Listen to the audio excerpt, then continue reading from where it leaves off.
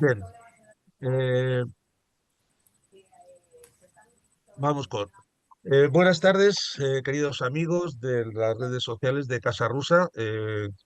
Es un placer, como siempre, ponerme en contacto con vosotros y, sobre todo, en esta época que estamos celebrando el 80 aniversario de la victoria en la Gran Guerra Patria. Es un acontecimiento muy importante para el pueblo ruso y desde Casa Rusa en Madrid estamos haciendo una serie de conferencias, de charlas, pues alrededor de este tema, porque queremos ponerlo muy en relevancia, sobre todo en los momentos actuales.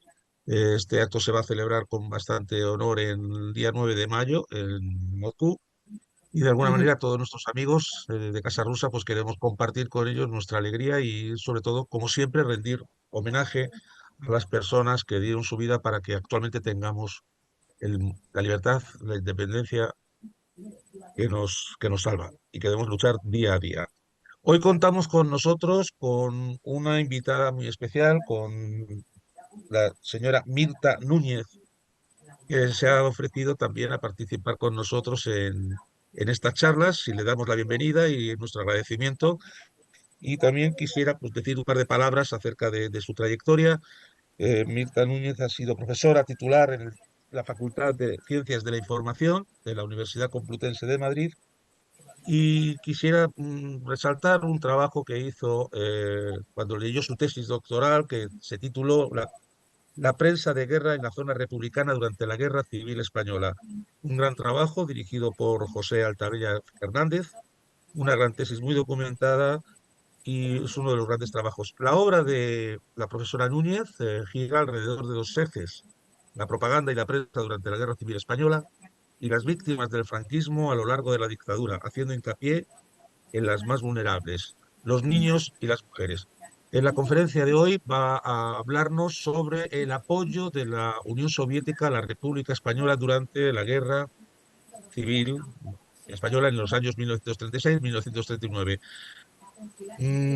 Querida Mirta, eh, disculpamos vuestros fallos técnicos de no poderte tener en cámara, pero bueno, lo solucionaremos. Tenemos lo más importante, que es la palabra, como dijo el poeta. Me queda la palabra.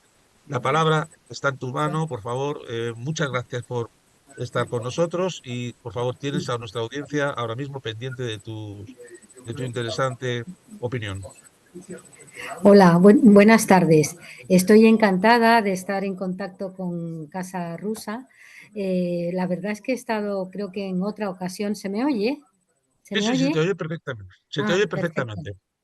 He estado, yo creo que en un par de ocasiones en Casa Rusa cuando estaba en Alcalá, en la calle Alcalá, y además la verdad es Sí. que para mí es un honor porque siempre me acuerdo de la victoria rusa y que fue determinante en la Segunda Guerra Mundial. Fue realmente la gran victoria de la Guerra Mundial, aunque lógicamente luego por el orden internacional que se instauró, pues quedó un poco opacado, ¿no? Quedó un poco oscurecido, injustamente oscurecido. Bueno, mi trabajo entonces, y luego, bueno, pues he seguido con trabajos en vínculo con ello. Mi trabajo entonces fue eh, bastante extenso y bastante largo, puesto que encontré un segmento que no se había trabajado, que era el segmento de la prensa destinada a los combatientes en zona republicana. Es decir, prensa de las milicias y prensa del Ejército Popular Regular. Eh, este trabajo, que se publicó en 3 tomos, estuvo precedido de una tesina, que es como se llamaba entonces, de una tesina sobre la prensa de las brigadas internacionales, con lo cual yo lo que pretendía era dar el más detallado y extenso análisis y presencia de estas publicaciones, que tenían mucho interés porque tratan todos los temas de ese orden internacional tan fundamental que fue el de los años 30.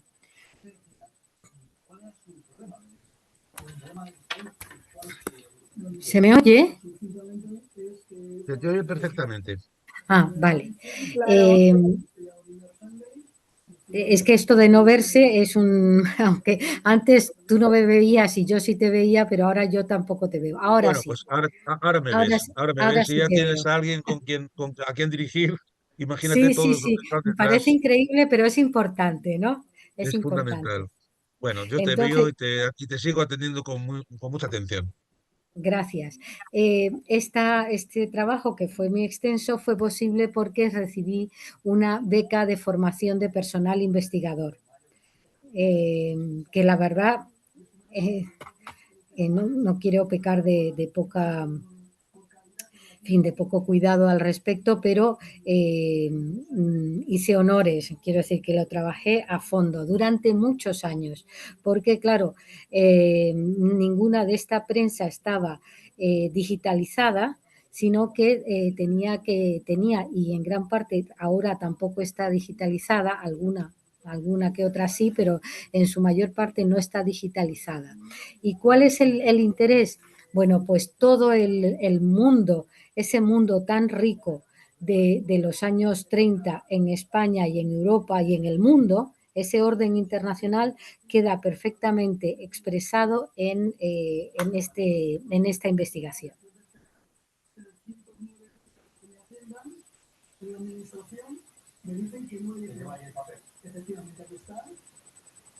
¿Sí, Mirta?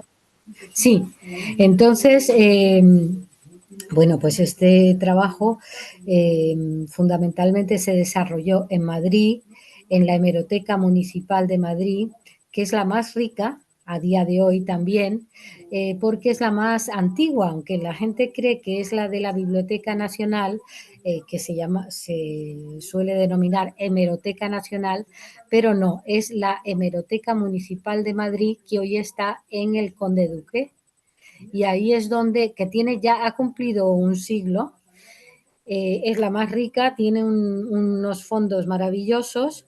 ¿Y qué es lo que pasa? Que hoy en día mucha gente se acostumbra a solo ver aquello que está digitalizado, y lo que no está digitalizado no existe, con lo cual realmente se pierde algo muy importante. Sí. Eh, si, si me interrumpes o voy No, mencionando. sigue. Sí, sí, Sí, sí, sí, sí, no. vale. Está bien, está bien. Bueno, pues en esos 3 tomos lo que se ve es, bueno, pues ese marco que se vivió en España tan importante, puesto que el golpe militar, que fue el inicio de la guerra civil, fue un golpe militar contra el primer gobierno legal y legítimo y sobre todo democrático de España, porque la gente parece que la democracia cayó, no se sabe muy bien de dónde. La democracia llegó a España pacíficamente, legalmente, a través de unas elecciones que tuvieron lugar el 12 de abril, pero diríamos, la República, la segunda, sube al poder el 14 de abril de 1931 y es el primer gobierno democrático de España. Bueno, pues ese primer gobierno democrático de España intenta llevar adelante todas las reformas estructurales, porque son reformas estructurales que no se habían desarrollado durante largo tiempo y que el gobierno republicano, vamos a decir en un término común, coge el toro por los cuernos para llevar adelante, sí, de manera tangible, esas reformas que no se habían realizado previamente. Reformas en la educación, reformas en el ejército, reformas en la asistencia social, en todos los terrenos, y que realmente pusieron a España a la cabeza de Europa, en una Europa que además estaba en un contexto de alta conflictividad, puesto que junto a esta experiencia tan hermosa de España, pues nos encontramos con la figura de Hitler, que accede al poder, curiosamente, democráticamente, votado democráticamente, y que muy pronto, en cuanto accede al poder, decide lanzarse eh, a la guerra de expansión en Europa. ¿Qué papel cumple España en este terreno? Bueno, pues en España eh, el golpe militar no logra su objetivo, que es tomar el poder, y sin embargo sí desarrolla o explota una guerra civil. El término que normalmente se utiliza es estalla, pero realmente no estalla, realmente es algo que nace provocado por el golpe militar que encabezan el general Franco, el general Mola, el general Queipo de Llano y no toda, pero casi todo el generalato profesional del ejército, y que, en fin, desencadena una guerra que fue llamada civil, pero que luego en el ámbito internacional va a ser llamada la Guerra de España, Guerra de España. Y allí, y en ese punto, realmente es el momento de colocar a España en el orden internacional de la época, que tiene algunos vínculos con el orden internacional actual, en el sentido de que hay una presencia muy fuerte de conflictividad, hay elementos absolutamente peligrosos y disonantes como eran Hitler y Mussolini, y España se encuentra en una experiencia democrática que no tiene precedentes y que realmente trae a España algo que no había tenido nunca, que era una democracia real, una democracia tangible, y que evidentemente se enfrenta con los poderes tradicionales de la oligarquía, del ejército, de la iglesia. Y mira, ahora que estamos viendo el bombardeo que hay con el fallecimiento del Papa, pues hay que decir que la Iglesia en ese momento se posicionó, sobre todo estoy hablando de la jerarquía superior de la Iglesia, se posicionó con los sublevados, con ese ejército sublevado, y aunque también hay que recordar que existían algunos, pocos, pero algunos sacerdotes republicanos, que eran el referente de una iglesia diferente, una iglesia moderna, pero una iglesia que era minoritaria y que va a estar en lo que se llama normalmente en las catacumbas, hasta los años, yo diría 60, 70, cuando el fenómeno de los curas obreros eh, pues trae a primera línea este otro modelo de iglesia.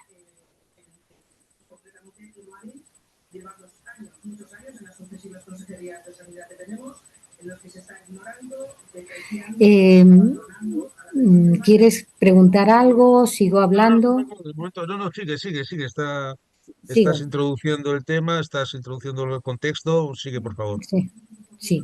Bueno, mencionaba el orden internacional conflictivo de los años 30. Ahora a veces se intentan buscar paralelismos. Bueno, es que la figura de Hitler tiene pocos paralelismos, también la figura de Mussolini, pero el problema también es dónde estaba España. ¿Dónde estaba España? España estaba desarrollando su democracia.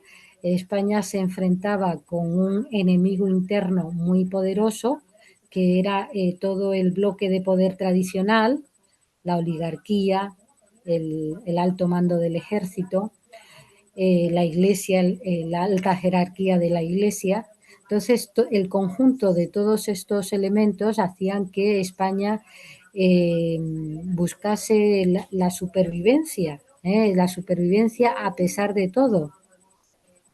A ver, un segundito Sí. que me está diciendo que la batería se está agotando. Un segundito. Muy bien.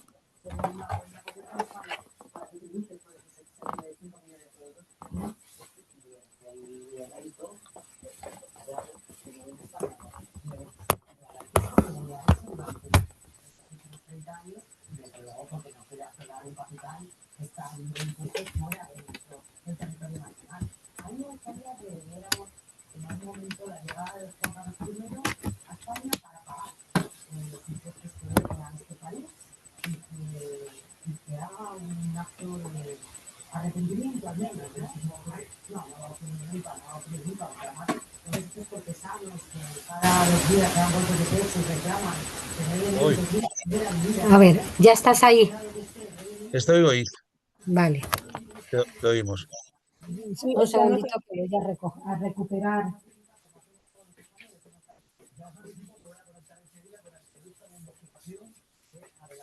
Ya está.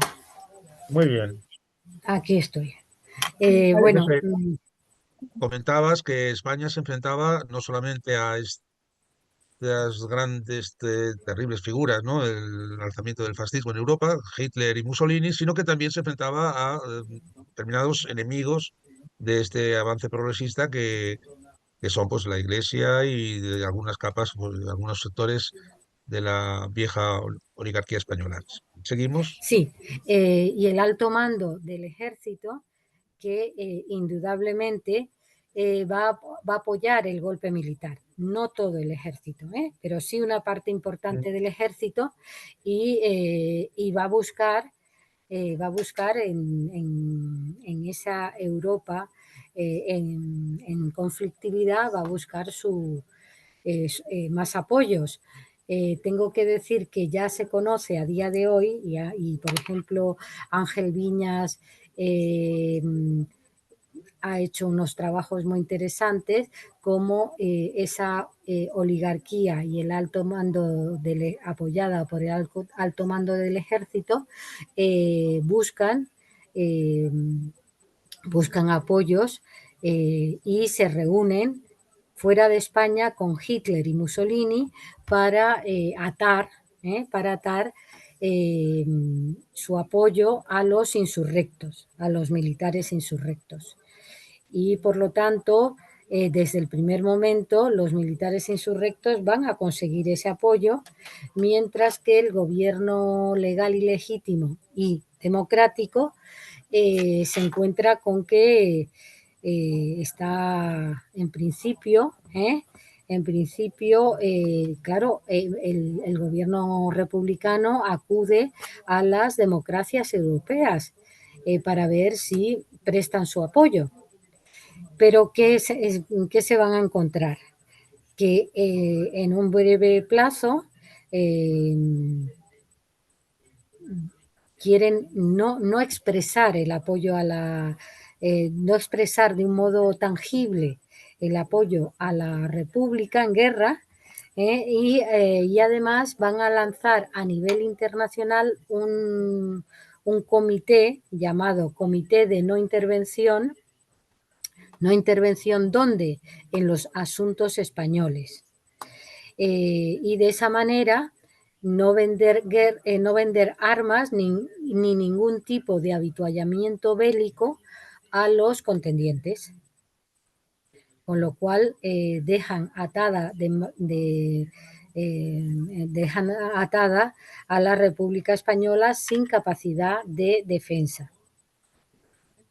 ¿Me explico? Te explica perfectamente. Vale. Bueno, pues claro, los países democráticos, pero también la URSS, curiosamente. Formalmente se adhieren al Comité de No Intervención bajo la bandera, bajo el lema de que si no se le vende armas a ninguno de los dos contendientes, el conflicto no va a seguir adelante.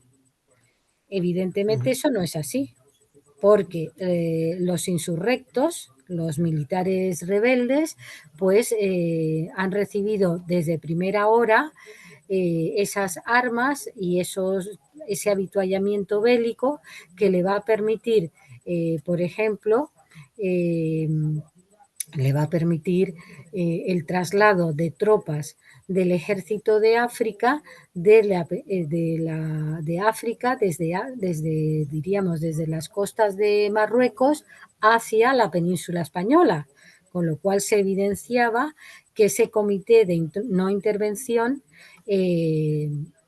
no era absolutamente ineficaz y era solamente un cascarón lingüístico que se rellenaba diríamos, con el interés de los que intervenían, ¿no?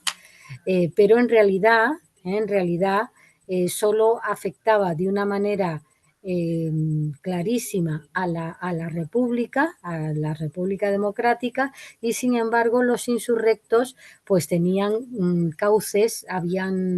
tenían cauces directos con Hitler y con Mussolini y recibían armas y más adelante armas y hombres desde, desde estos países.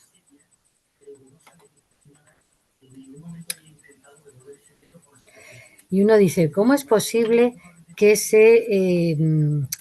que se mantuviera ese, vamos a decirlo en términos que se suelen utilizar, en términos literarios, ese sepulcro blanqueado que era el comité de no intervención? ¿Cómo se mantuvo ese comité de no intervención?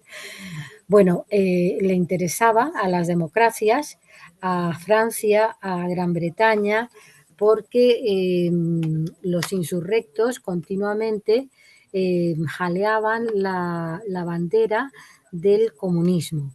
Es decir, lo que se estaba desarrollando en España era el comunismo, no era la democracia burguesa, y por ello las democracias, Francia, Gran Bretaña fundamentalmente, no debían colaborar con el gobierno democrático ni ayudar de ninguna manera al gobierno democrático.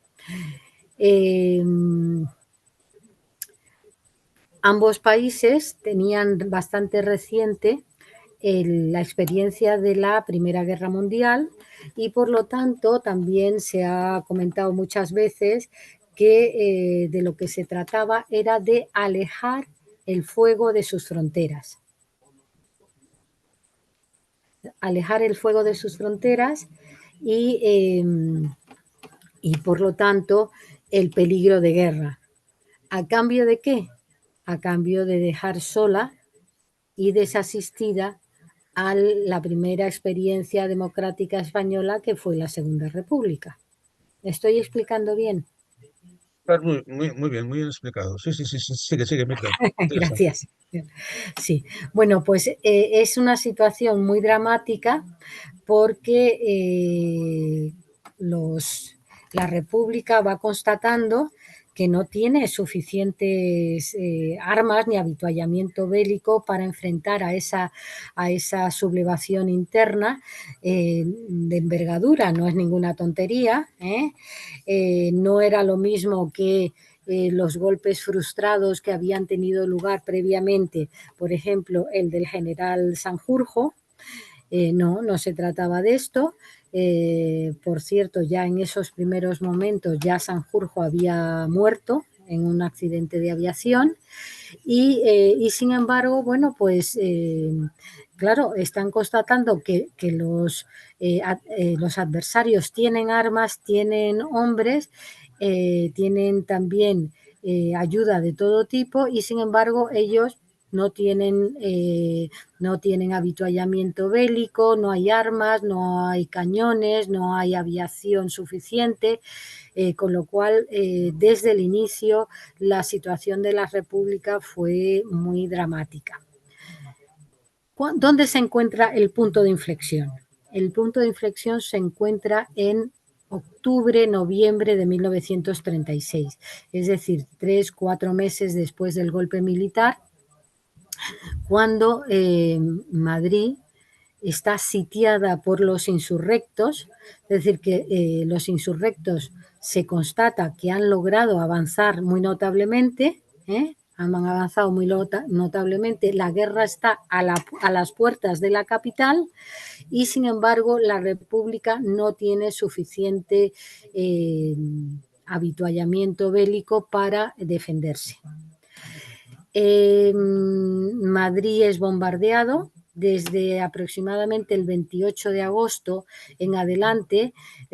La ciudad, una capital europea, va a ser bombardeada insistentemente, estando habitada y sin embargo la puesta en marcha del Comité de No Intervención de todas estas potencias que se han ido sumando dejan a la República atadas de pies y manos contra esa insurrección interna por parte del bloque de poder tradicional en España, es decir, el alto mando del ejército, es decir, la Iglesia, la alta jerarquía de la Iglesia que le presta todo su apoyo e inspiración, y que es importante ese apoyo por parte de la Iglesia, y también, por ejemplo, por parte de la monarquía, que ya no está que había salido de España, se le había dejado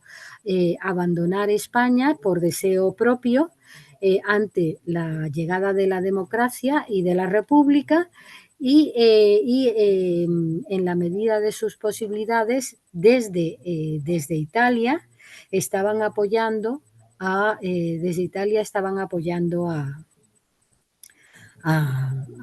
gobierno legal y legítimo de la República. Ujú. Eh, Sí, la República realmente el estudiar la República te da ansiedad, porque, claro, tú estás viendo cómo el gobierno legal, cómo el gobierno democrático Hola. sí, está solo, está abandonado, y sin embargo sí. no logra encontrar ese apoyo de otros países homónimos, es decir, también democráticos, y no salen de ahí, no salen de ahí. ¿Cuándo cambia algo la situación? Pues en octubre de 1936, octubre-noviembre, cuando Madrid está a punto de caer. Solamente cuando Madrid está a punto de caer y hay fuerzas de los insurrectos que se lanzan, por ejemplo, a intentar entrar en la ciudad sitiada, pues por ejemplo por Cristo Rey. Por Cristo Rey, lo que hoy es la plaza de Cristo Rey, pues por ahí ya hubo algún intento, un bloque de combatientes, de soldados que fueron lanzados por ahí para intentar tomar la ciudad y que evidentemente en ese momento no lo lograron, pero que evidencia la situación límite de la ciudad, que por otra parte está siendo bombardeada. Es continuamente bombardeada, que además está sin suficiente suministro de alimentos, y cualquiera que ha podido hablar con gente, con personas que eran niños cuando ocurría todo esto, pues te recuerdan el hambre que pasaron, porque Madrid, como ciudad sitiada, solo tenía una vía de comunicación con el resto de la España republicana, que era, diríamos, la carretera de Valencia, pero no era suficiente. No era suficiente, entonces no había suficiente no había suficientes alimentos para la población y habían unas colas terribles en los establecimientos para lograr adquirir algún tipo de alimento, ¿no? Por un lado esto y por otro lado el bombardeo insistente sobre la población civil, que bueno, pues por ejemplo lo que se está viviendo en Gaza, pues a mí me recuerda, aunque evidentemente cualquier paralelismo pues no es muy exacto. Sí.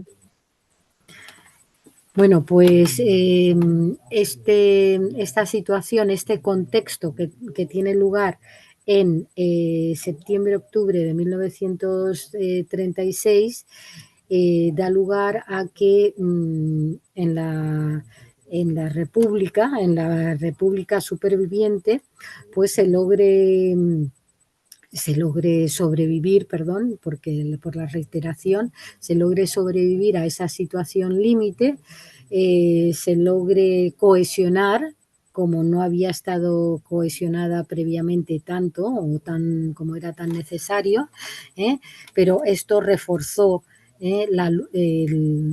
diríamos los puntos, los lazos en común de todas las fuerzas democráticas y por lo tanto, bueno, pues la República sobrevive a pesar de todos los pesares, a pesar de todas las limitaciones, a pesar del abandono del apoyo de las democracias occidentales, y en ese marco hay que resaltar la ayuda de las brigadas internacionales que entran en Madrid en ese octubre-noviembre de 1936 para apoyar al gobierno democrático contra el abandono de estas democracias occidentales, el apoyo de los pueblos representado por estos brigadistas.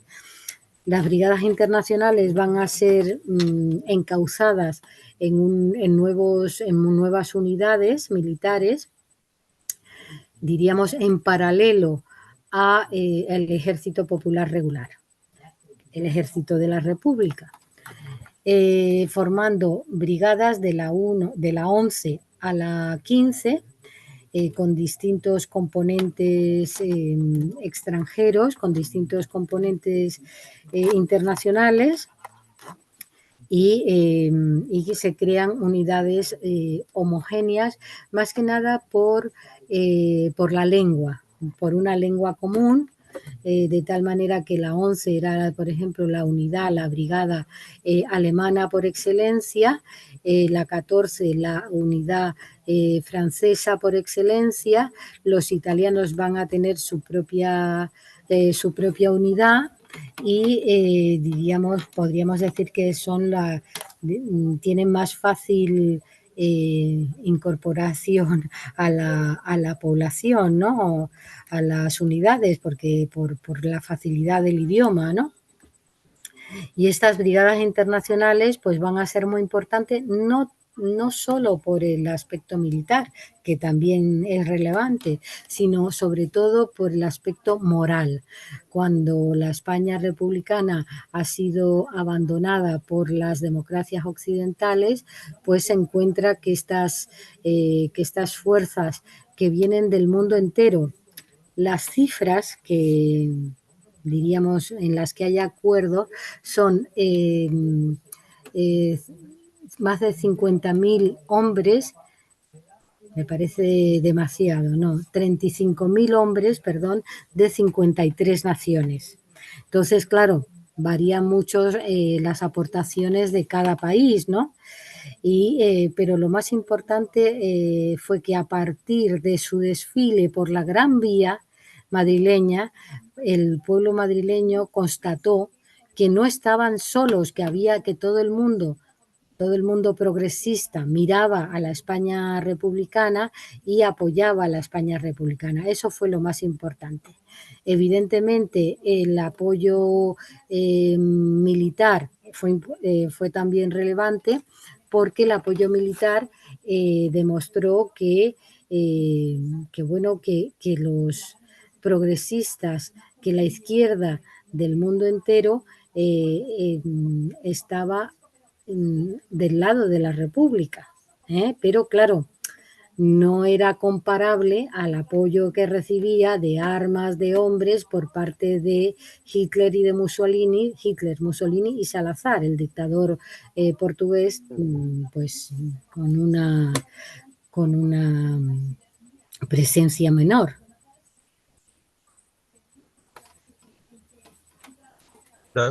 Sí, sí. Bueno, pues estábamos en el punto de las brigadas internacionales, 35.000 hombres de 53 naciones, evidentemente,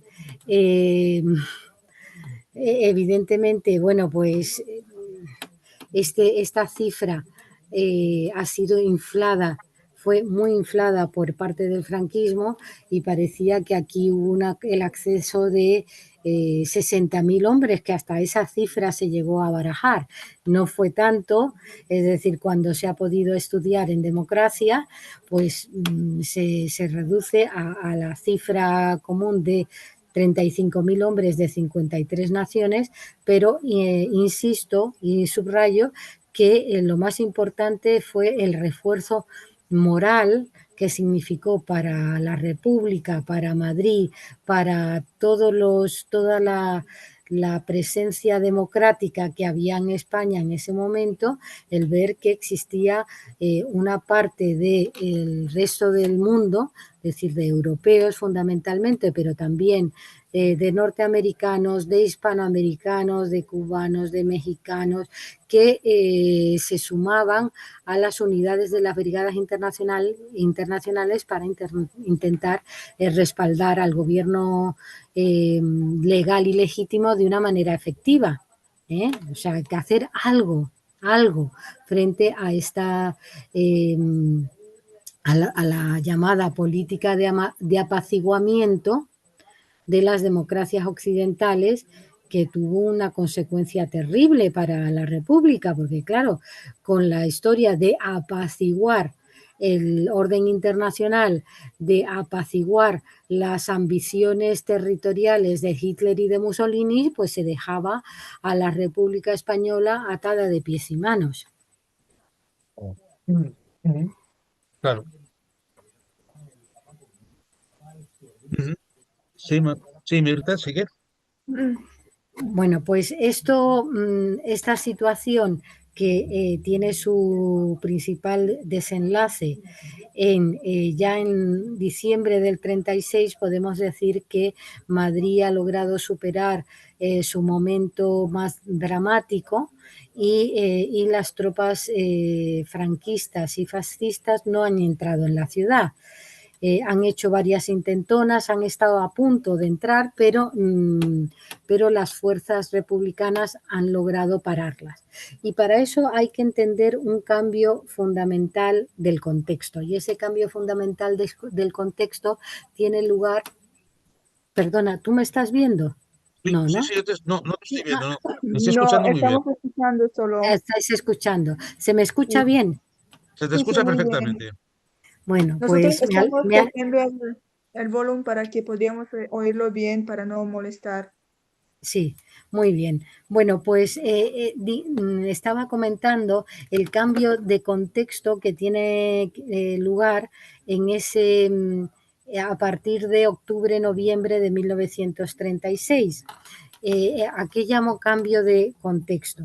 Las tropas franquistas que asedian la ciudad no logran entrar en la ciudad, van a ser paradas en los lindes de la ciudad y por lo tanto ese es el mayor éxito, porque entre tanto la ciudad está siendo bombardeada y va a seguir siendo bombardeada hasta marzo de 1939, que claro, como finalmente, desgraciadamente, para la democracia en España y para la lucha del pueblo español, bueno, pues se pierde la guerra. Bueno, eso significa que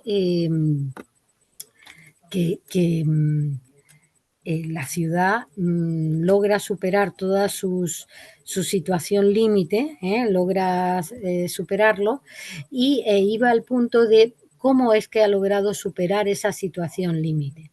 Bueno, pues porque en septiembre de 1936 un cambio fundamental en la composición del gobierno republicano va a dar como resultado el cambio en el modelo de defensa militar, de tal manera que se pasa de la defensa inicial, que era en milicias, que las milicias fueron trascendentales, pero que las milicias están formadas por voluntarios, fundamentalmente hombres y en menor medida mujeres.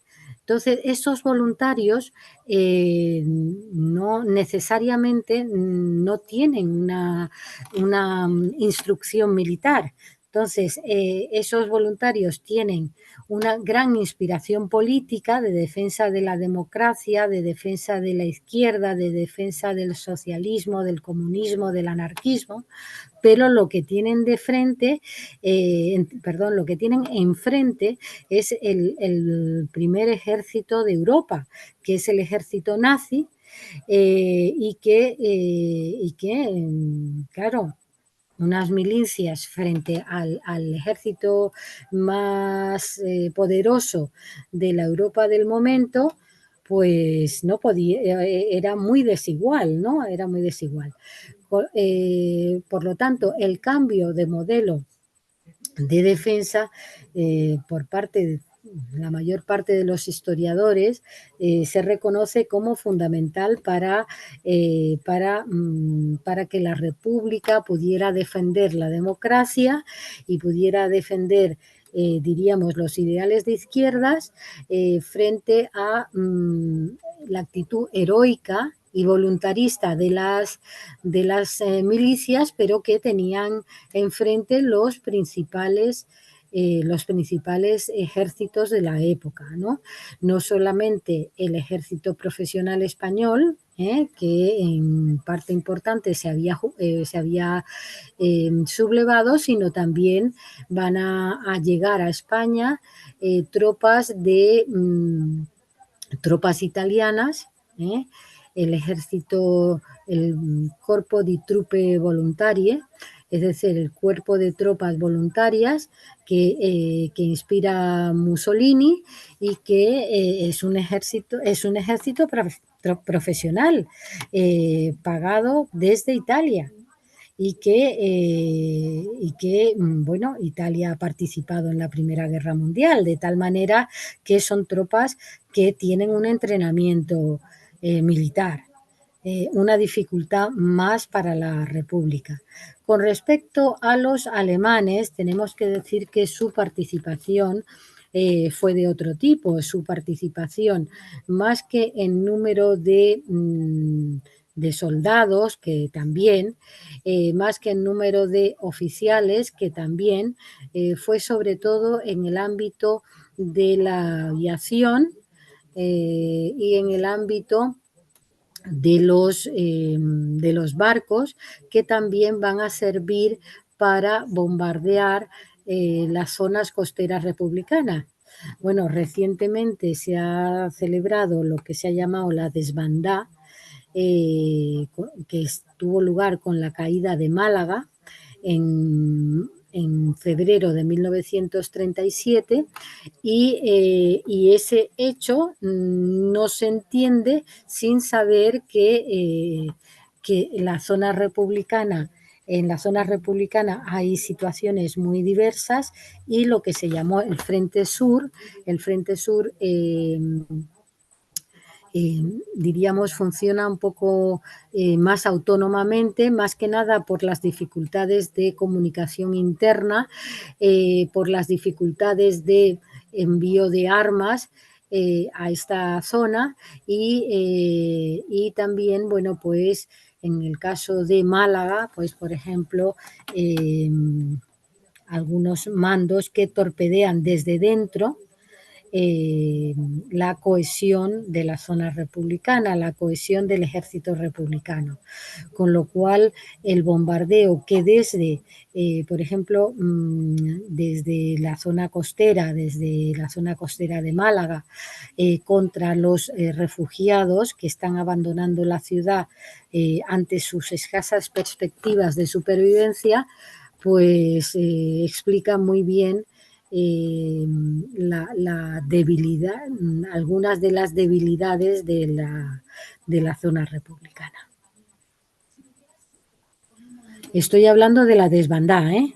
Estás hablando de la desbandada que se produjo en Málaga, exactamente. En Málaga, 1900, Málaga 1937, febrero de 1937.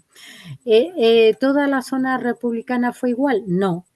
Es decir, la zona sur mostró especialmente las debilidades de cohesión que tuvo el Frente Republicano y era una zona especialmente débil frente a la insurrección interna de los mandos sublevados. ¿Eh? Ujú.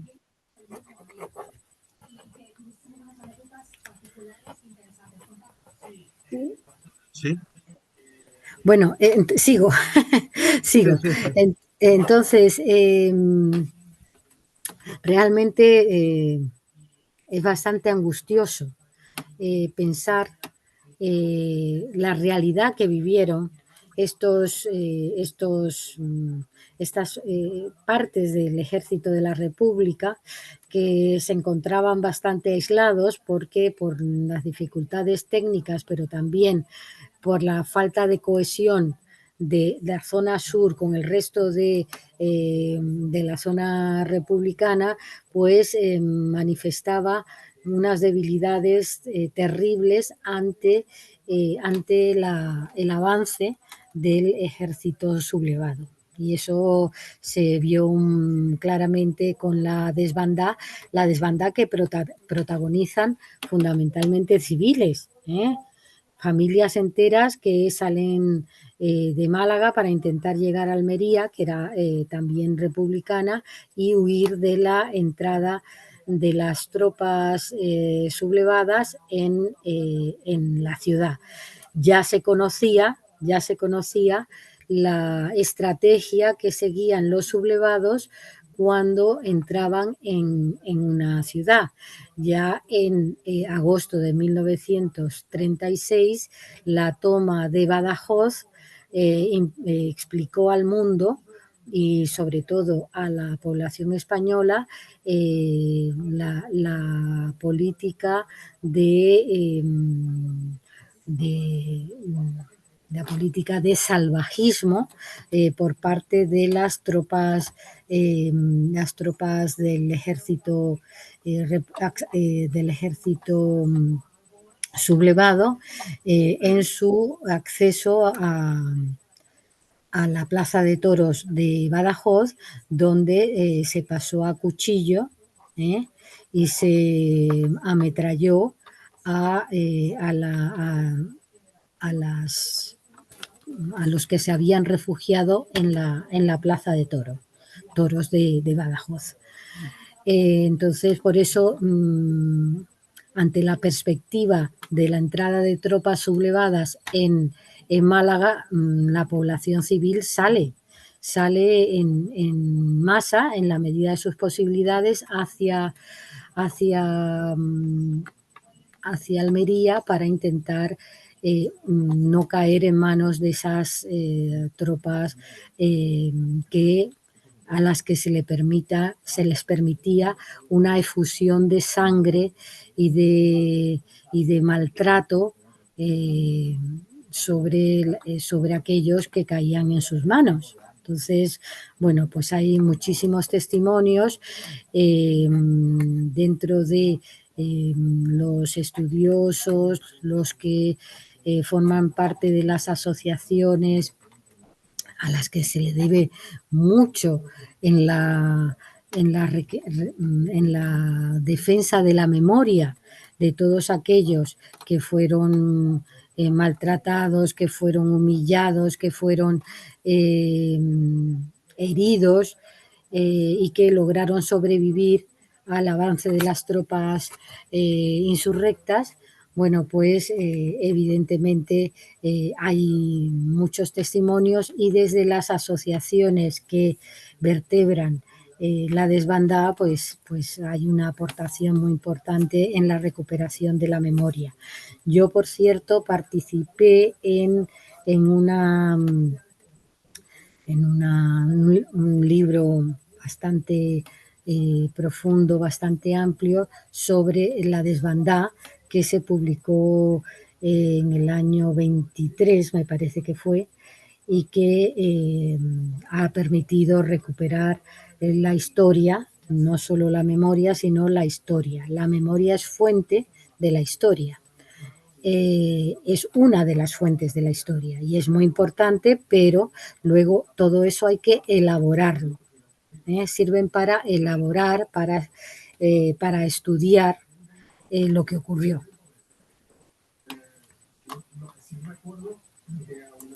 Bien, Mirta, ¿y cómo se concretó el apoyo de la Unión Soviética a la República a partir de este momento que dices, por una parte Francia e Inglaterra no querían inmiscuirse, pacto de no agresión, tenían miedo al ascenso de Hitler? ¿Cómo se concretó más adelante, ya en el año 37, 38, el apoyo de la Unión Soviética a la República en el aspecto militar, en el aspecto de asesores?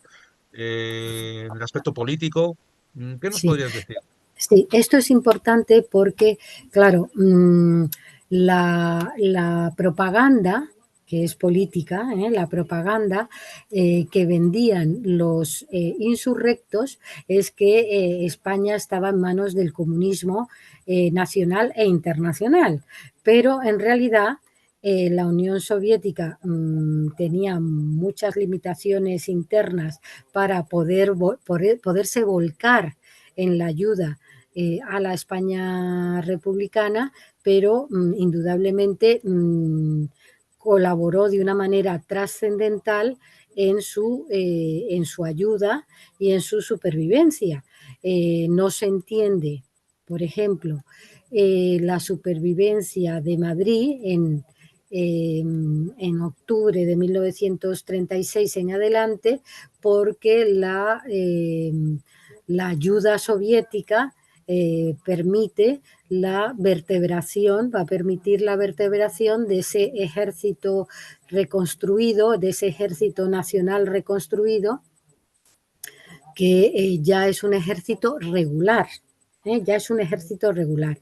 Las milicias se quedan atrás, han sido muy heroicas, han ayudado mucho a la defensa de la legalidad, pero con grandes dificultades porque, como decía, no necesariamente contaban con un adiestramiento militar, con lo cual sus dificultades eran fuertes y bueno, pues hay en libros de memorias de milicias, milicianos y milicianas que nos dan el pulso de ese cambio de ejército, de milicias a ejército popular regular.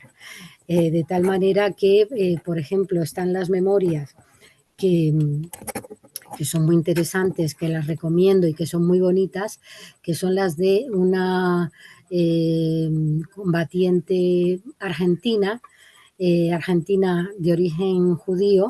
Con esto no quiere decir, como decían los insurrectos, que el judaísmo internacional estuviera en la República, en absoluto, pero sí hay judíos progresistas que van a apoyar a la República con las armas en la mano. No son muchos, pero hay centenares.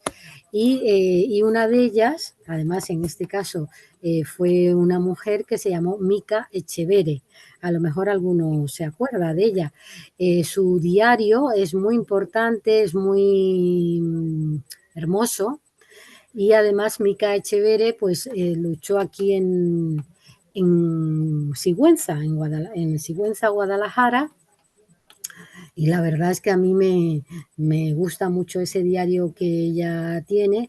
Ella vino con su esposo aquí desde Argentina.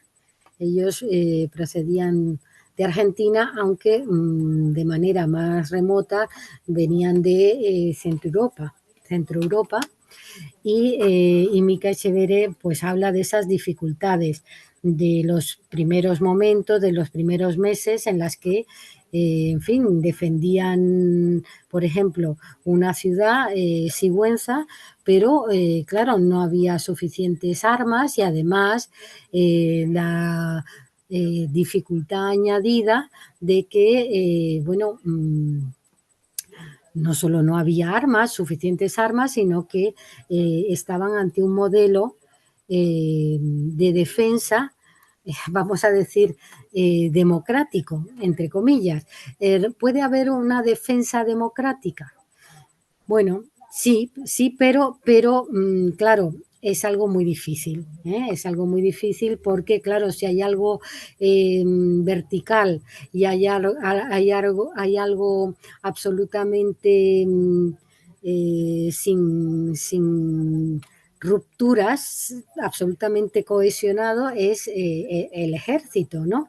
Con lo cual, este modelo miliciano en el cual hay mujeres, son minoría, pero hay mujeres, bueno, tienen muchas dificultades internas y Mica Echeverre, por ejemplo, como luego, como paralelamente, he dicho luego, pero en realidad son paralelas, pero en distintos frentes. Está Rosario Sánchez Mora, conocida como Rosario la Dinamitera. Rosario la Dinamitera nos cuenta también esas experiencias, de tal manera que las mujeres tienen que defender su derecho a portar armas y a decirle a los compañeros, no, yo no he venido aquí al frente a estar en cocinas, yo he venido aquí a luchar por la España democrática. Eso es muy curioso, muy curioso. Hombre, y por los derechos que también adquirieron en la Constitución de la República, el derecho a voto, Exactamente. una serie de derechos que luego se les negaron, claro. Claro. Por eso Y tenían que entonces luchar, y ese, luchar no con las cucharas ni con los tenedores, sino en el frente, exactamente.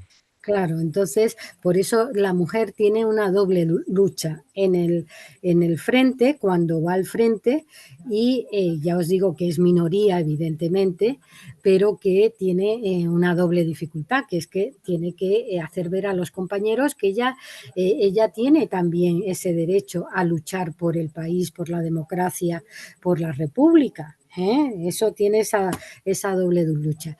Pero también hay que añadir que en septiembre-octubre de 1936, las mujeres son retiradas de los frentes. ¿Por qué? Bueno, es un tema debatido cuando se conoce. Evidentemente, la democracia, evidentemente, los Sí, adversarios hacen caer sobre las milicianas pues todo tipo de injurias, calumnias, llamándolas como se puede imaginar uno, pero que todo lo contrario, justamente por todas las infamias que decían, que vertían los insurrectos sobre ellas, bueno, pues el modelo de mujer miliciana era una miliciana especialmente, vamos a decir, puritana. Puritana. ¿Duró mucho este modelo? No, no, porque las dificultades eran muy fuertes, como he mencionado, había que luchar dentro y había que luchar fuera, y las mujeres son retiradas, insisto, oficialmente de los frentes a partir de octubre de 1936. Eso significa que en toda la España republicana dejaron de existir las milicianas. No. En Cataluña y en alguna otra zona, en Cataluña, en Aragón también, persisten algunas columnas fundamentalmente anarquistas en las que se mantiene el modelo de milicia, a pesar de que el gobierno republicano subraya que hay una decisión que hay que respetar, que es la retirada de las mujeres del frente. Y, por lo tanto, en las zonas de predominio anarquista van a sobrevivir algunos meses más. Pero hasta la primavera del 37 hay columnas milicianas fundamentalmente en los frentes del este del país, en Teruel, en Cataluña, se van a mantener estas columnas milicianas, con todas las dificultades que ello conlleva.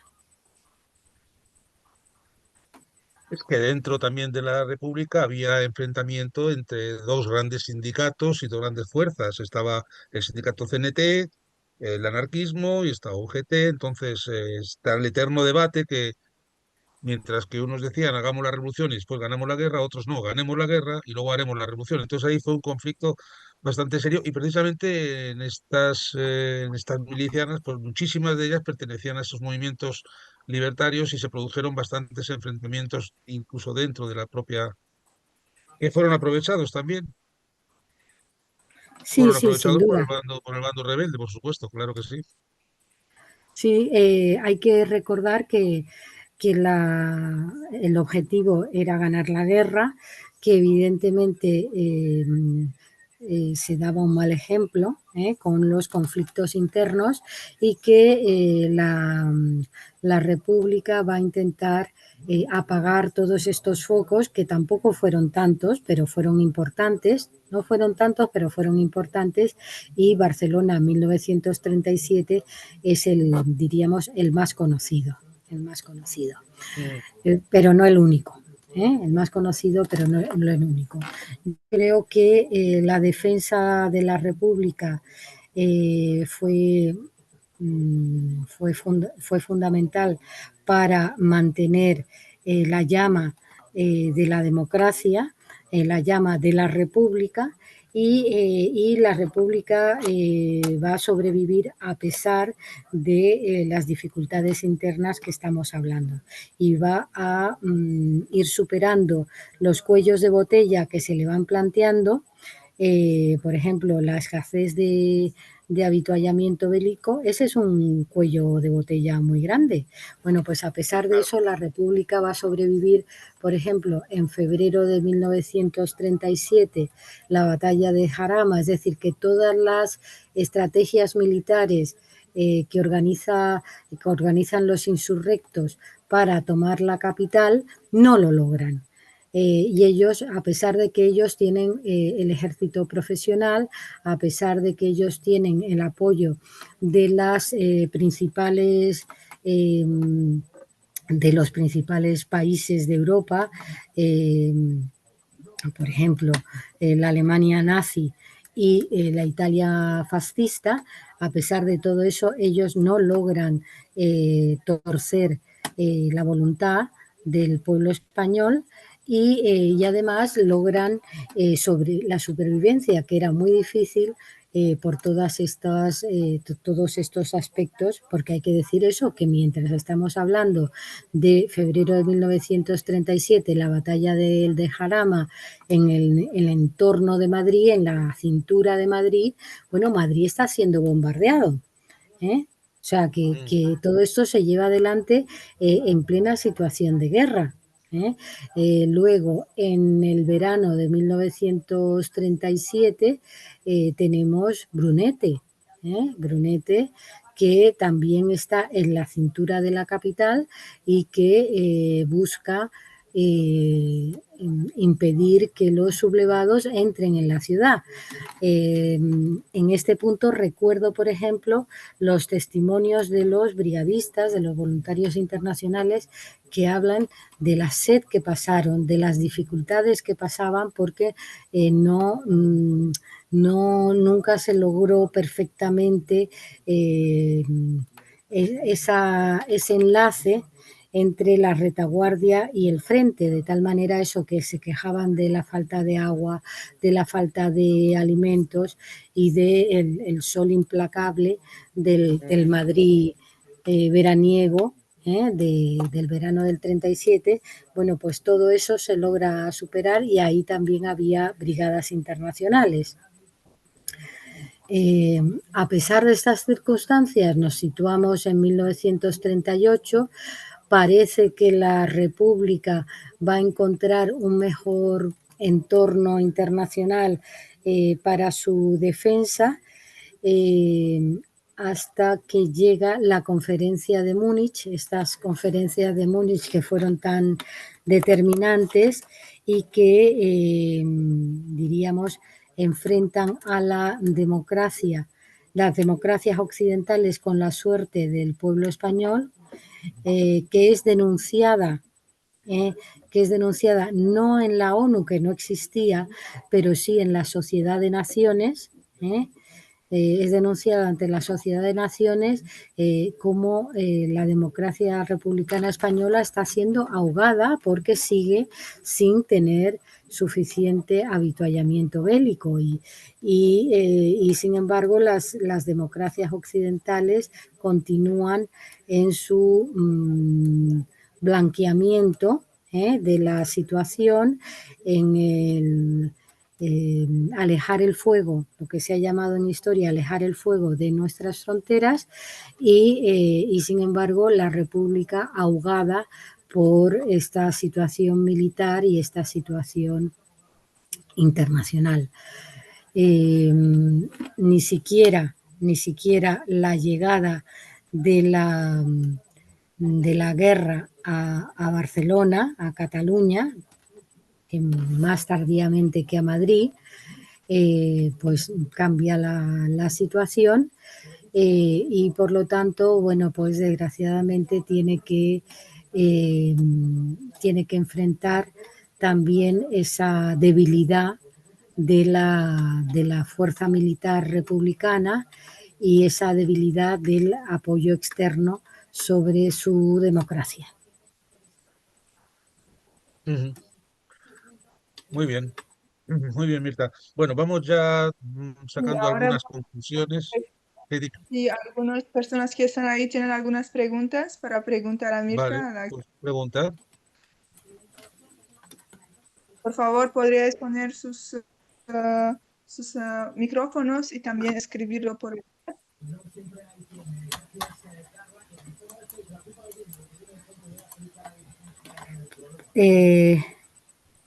Pues ya he abierto el micrófono, pero no logro, no puedo escribir aquí en la pantalla. No sé por Está qué. bien. Pero sí se me oye, ¿no? Se te oye bien, se Claro, te oye claro. perfecto. Ah, vale, menos Perfecto. mal. ¿Eres Iván?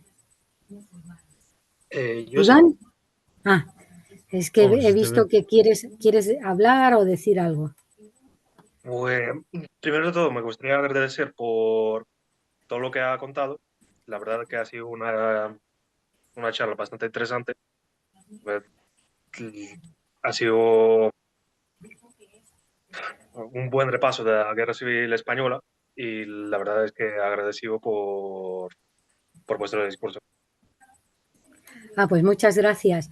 También, ya que la situación de la URSS, que formó parte del Comité de No Intervención, pero luego sale del Comité de No Intervención, hay que decir que la URSS apoya internacionalmente a la República, apoya en la Sociedad de Naciones, apoya, bueno, pues en el adiestramiento de ese ejército reconstruido, el ejército regular, cuando se dejan atrás, por ejemplo, las milicias. Pero también hay que decir que la experiencia militar cuenta con el apoyo y cuenta con el respaldo y con el consejo de los soviéticos, que ayudan a la reconstrucción del ejército en zona republicana, puesto que, como sabemos, o como he comentado, esos primeros meses son meses de milicias que fueron muy heroicas, pero que son voluntarios, que no tienen adiestramiento bélico, con lo cual el apoyo soviético fue muy importante para reconstruir el ejército regular, y no, como decían los insurrectos, para crear una para crear en la España republicana un ejército marxista, en absoluto. Lo que ayudan es a la defensa, puesto que la experiencia anterior eran de voluntarios que carecían en la mayor parte de esa experiencia militar. Entonces fue muy importante, y de hecho lo digo por aquellos que no hayan participado en los homenajes que se suelen hacer al final de la Segunda Guerra Mundial, que ahora se va a celebrar el 5 de mayo. Bueno, pues el monumento soviético es impresionante, es muy hermoso, y diríamos es el más poderoso de los que corresponden a la zona republicana, aunque insisto que no se trataba de una ayuda en tropas, sino en adiestramiento, en consejeros que recrean ese ejército, que ayudan a recrear a ese ejército regular. ¿Me he explicado? Sí. Gracias. Muy bien, muchas gracias. Gracias. ¿No hay ¿Alguna algunas más preguntas? Sí. ¿Alguna pregunta más, Nora, por ahí? ¿Tenemos alguna más? Por ahora no veo. Bueno. Yo veo aquí una Andrea, pero tiene silenciado su micrófono. Bueno, ella estará atentamente escuchando. Uh-huh. Bien, una pregunta que siempre se hace aquí, fíjate, no sé si Mirta es el momento o no, pero que me han preguntado cuando decían el apoyo de la Unión Soviética a la República Española. Y dice, bueno, pero se le pagó, ¿no? Con el oro. ¿Qué pasó con eso? ¿Tú sabes algo de eso? Porque siempre lo que nos dicen es, bueno, la Unión Soviética ayudó, pero también se le pagó ese oro. ¿Qué pasó con el oro famoso de Moscú? El oro de Moscú. Como Claro. nos ha mareado tanto Ujú. la propaganda franquista, y luego se ha mantenido la propaganda franquista tuvo 40 años para machacar sus grandes líneas de opinión, y claro, ha llegado hasta hoy, ¿no? Entonces, se pagó la asistencia soviética. Bueno, se pagó en parte, solamente en parte, y por supuesto no tiene nada que ver con lo que recibieron los alemanes y los italianos. O sea que lo importante de ese apoyo soviético fue el momento en que llega, que empieza a llegar con el asedio a Madrid, que está a punto de caer. Entonces, en ese sentido, yo creo que hay que valorar la ayuda de la URSS. ¿Que se pagó en parte? Sí, se pagó en parte. Y también, como estamos viendo, los otros también. No, los otros sí pagaron todo. Los otros sí pagaron todo. Claro. Pero, por ejemplo, recordando el Patronato de Redención de Penas por el Trabajo, los republicanos encarcelados y esclavizados en las minas de wolframio de Orense, por ejemplo, Ourense, bueno, pues con su trabajo y con este mineral que era especialmente preciado en tiempo de guerra, ahora que estamos con los minerales preciosos, ¿no? que busca Trump, Con bueno, pues con las tierras raras que le hacía con mucha las falta a tierras Mr. raras, Rice. pues entonces el mineral, el wolframio era muy valorado y los presos políticos van a ser utilizados para sacar ese wolframio y venderlo a, a los nazis que van a apoyar desde primera hora la insurrección franquista. Ujú. Muy bien, pues muchísimas gracias, Mirta, por este repaso. Es que nunca terminamos de aprender las lecciones de la historia, porque estabas hablando de todo esto y estaba acordándome por lo que está ocurriendo en Gaza y no Sí. puedo dejar de sentirme culpable por el silencio, ¿no? Por el silencio ante un genocidio, el silencio que sentimos en España en el 36 cuando se estalló esta rebelión contra el régimen democráticamente elegido y esa mirada de espaldas, esa vuelta de espaldas. Entonces, que no nos demos la espalda, que no demos las espaldas ante las injusticias, ante el horror, ante el triunfo de las fuerzas capitalistas que quieren, las grandes industrias que quieren, pues a base de la venta de armas. Es una lección que es muy vigente actualmente. Exactamente.